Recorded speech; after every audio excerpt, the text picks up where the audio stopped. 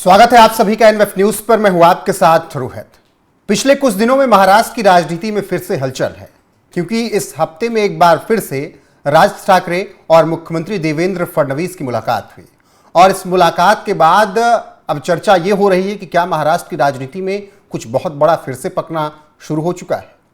तो ऐसे में मेरे साथ हैं सहयोगी अनुपम प्रसून। उनसे ही चर्चा करेंगे कि क्या महाराष्ट्र की राजनीति की महाभारत में कुछ नया चीज दिखने जा रहा है।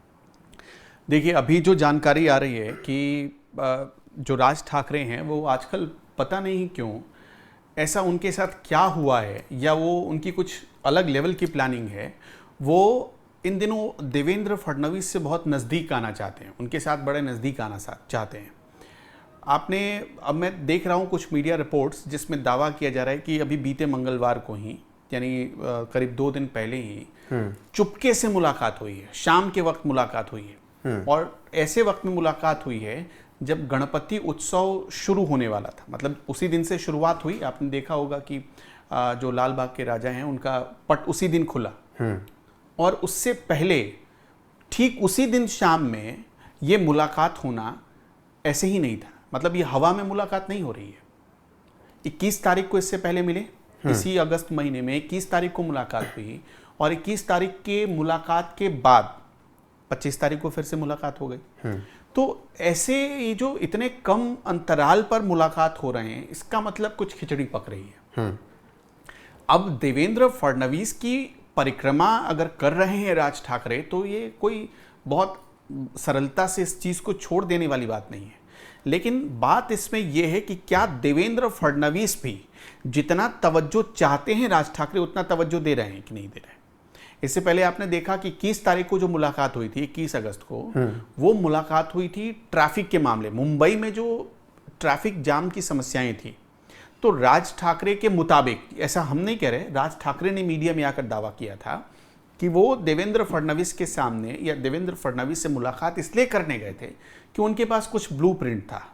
वो कुछ मतलब स्लाइड्स दिखाने गए थे देवेंद्र फडणवीस को कि मुंबई की ट्रैफिक व्यवस्था को कैसे ठीक किया जा सकता है।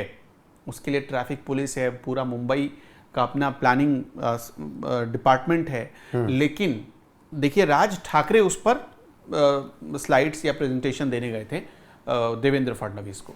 कोई बुराई नहीं है, देवेंद्र फडणवीस ने भी कहा कि ठीक है, इसमें कोई बुराई नहीं है, कोई भी कुछ अच्छा सुझाव दे सकता है। लेकिन अगर राजनीतिक नजरिए से देखें तो राजनीतिक नजरिया आप इसको समझिए, क्या राजनीतिक नजरिए से आज तक कितने नेता ऐसे हैं जो अपनी ऑपोजिशन पार्टी के मुख्यमंत्री को जाकर ये बताते हैं कि जी आप ऐसा काम करेंगे ना तो आपका नाम हो जाएगा। एक बात बताइए, मुंबई का ट्रैफिक कंट्रोल होगा, उसमें राज ठाकरे का नाम होगा कि देवेंद्र फडणवीस का नाम होगा? मतलब किसकी ज्यादा चर्चा होगी? लोग तो यही कहेंगे ना कि देवेंद्र फडणवीस ने किया है।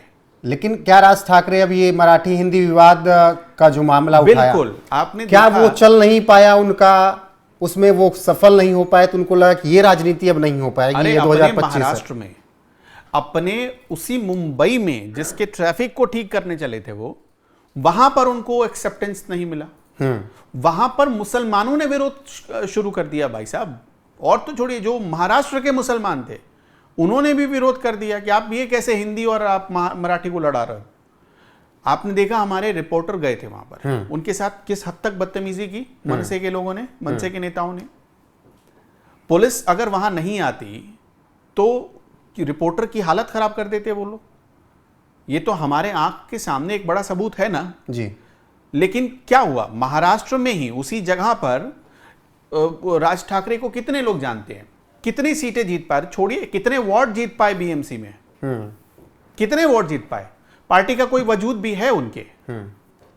राज ठाकरे जब शीशे के सामने खड़े होते तो वही वजूद तो खुद से तलाश रहे हैं फडणवीस के पास मेरा क्या वजूद है, कितनी सीटें हैं, कितने लोग मेरे पीछे खड़े हैं। तो वही वजूद तलाश रहे हैं फडणवीस के पास आकर। फडणवीस की परिक्रमा उसी वजूद की तलाश में।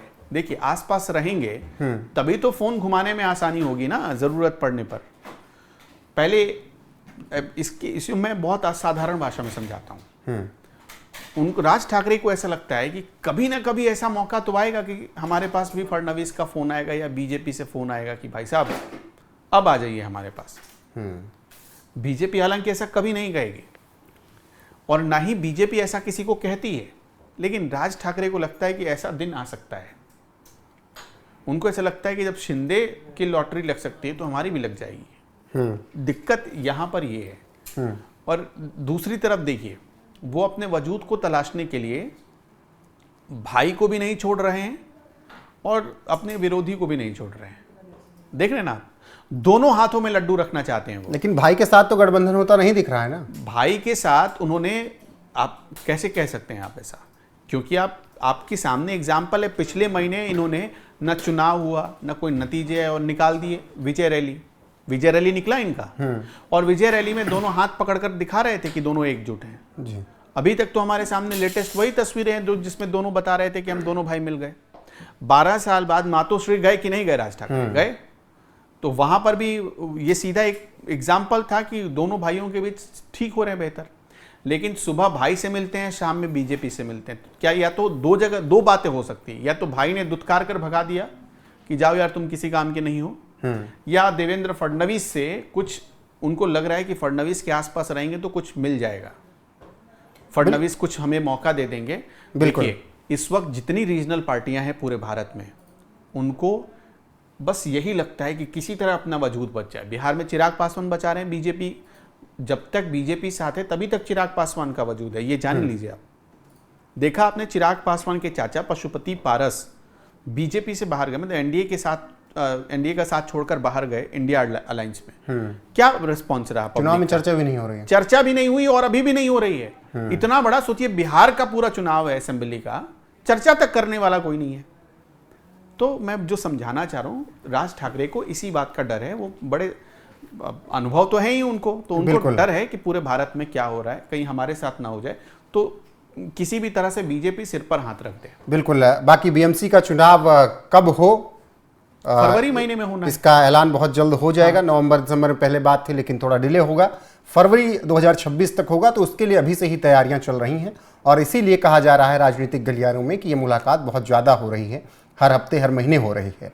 फिलहाल अंदर खाने क्या कुछ पक रहा है, अगर कुछ खबर आएगी तो आप तक पहुंचाएंगे जरूर। बने रहिए हमारे साथ लगातार। नमस्कार।